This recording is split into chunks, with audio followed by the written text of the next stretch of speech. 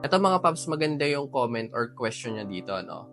So sabi niya dito, sir, bago lang, paano i-check sa chart yung Bitcoin halving? Gusto ko kasi sana malaman yung galaw ni Bitcoin after halving. Sana mapansin. Thank you sa comment mo, Pops.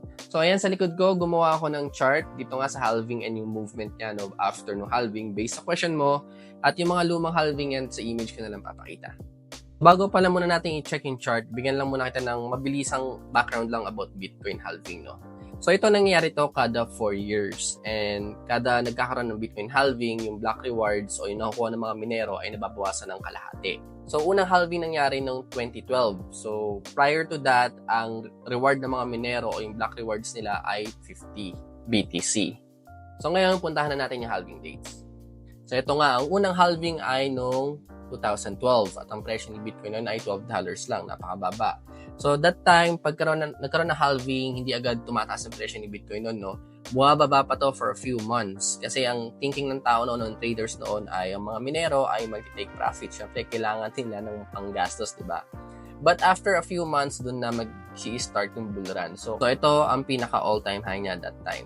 So, 2014. Then after that, ito na yung bear market, bumaba na ulit tayo.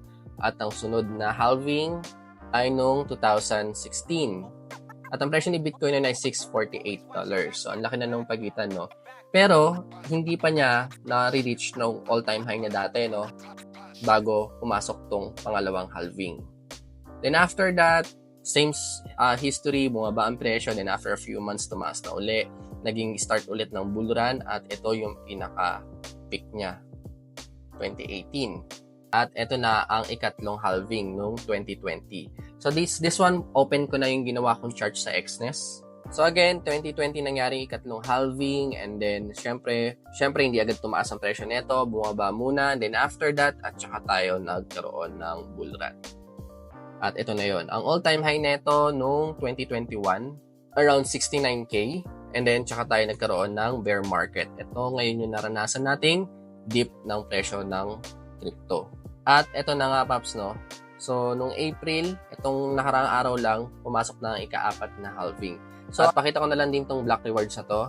So, noong 2012, ayan nga, 25 BTC na lang ang block rewards from 50 yan. And then, 2016, naging 12.5. 2020, bawas kalahati uli. And ngayon, 2024, from 6.25, naging 3.125. And then, yung next nga ay sa 2018, after 4 years, at ito na lang ang magiging block rewards. So yun, Pops. So sana nasagot ko yung tanong mo. At syempre, kung nagustuhan nyo itong video na to, please don't forget to hit like and follow nyo na rin po ako. Thank you. Bye-bye.